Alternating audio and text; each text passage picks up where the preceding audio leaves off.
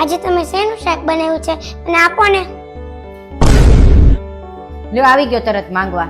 એ કાંઈ શાક બનાવ્યું નથી. આજે અમારા ઘરે શાક નથી બન્યું ને એટલે. એક દિવસ શાક આપ્યું ને ત્યાં તો આ છોકરો રોજ કંઈક ને કંઈક માંગવા આવે છે. આજે અમારા ઘરે શાક નથી બન્યું ને એટલે, અને તમારા હાથનું મને બહુ શાક ભાવે છે એટલે આપો ને. અરે આજે અમે શાક રોટલી નથી બનાવવાના, તો હું બનાવ્યું છે.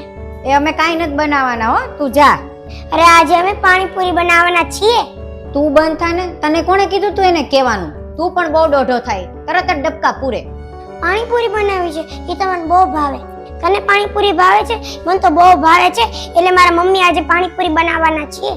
મને પાણીપુરી બહુ ભાવે પણ મારા ઘરે કોઈ દી પાણીપુરી બનાવે જ નહીં. જોયું ને, હવે અહીંથી જાહે નહીં અને આપણને શાંતિથી ખાવા નહીં દે. આઈને આઈ માથે ઊભો રહે.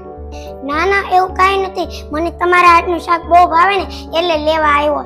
તને એકવાર તો કીધું કે અમે કાંઈ શાક બનાવ્યું નથી, તો તને સમજાતું નથી? શું કરવા તું આઈને આઈ માથે ઊભો છો? જાને તું તારા ઘરે હવે.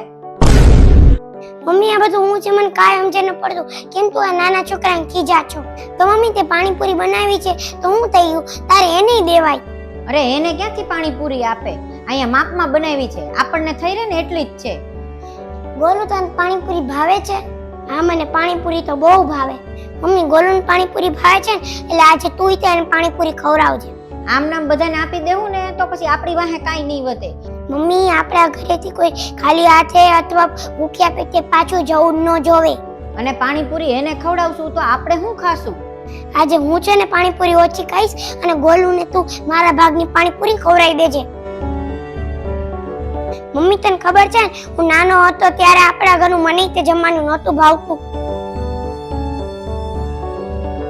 મમ્મી હું આપણે જૂના ઘરે રહેતા ને ત્યારે હું બાજુવાળા માસી પાસેથી શાક લઈ અને ખાતા શીખ્યો. અને ક્યારેક તો એ શાક ન આપે ને તો હું એના ઘરે જઈને જમી આવતો. મને તો એ નથી સમજાતું શિવેન કે તને આ છોકરાની આટલી બધી ચિંતા કેમ થાય છે? મને બાજુવાળાના ઘરનું જ ભાવતું અને જ્યારે એ શાક દેવા ન આવતા ને ત્યારે હું બહુ નિરાશ થઈ જતો. એટલે મારે આજે ગોલુને નિરાશ નથી કરવો એટલે તું એને પાણીપુરી આપી દેજે.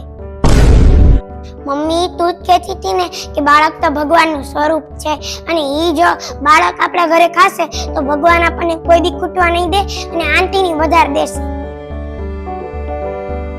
આ બધું આપણા ઘરે છે એ કોની દયા અને કોની કૃપાથી હોય આપણને શું ખબર. અને બાળક છે ને ભાવના ભૂખ્યા હોય અને બાળક આવે ને ત્યારે આપણે એમ સમજવાનું કે આપણે ભાવમાં સારા છીએ અને આપણે સારી રીતના વ્યવહાર કરીએ છીએ અને એ આપણા ઘરે એટલે આવ્યો છીએ કેમ કે એને આપણી હારે ગમે છે. આજે તે મારી આંખ ખોલી દીધી.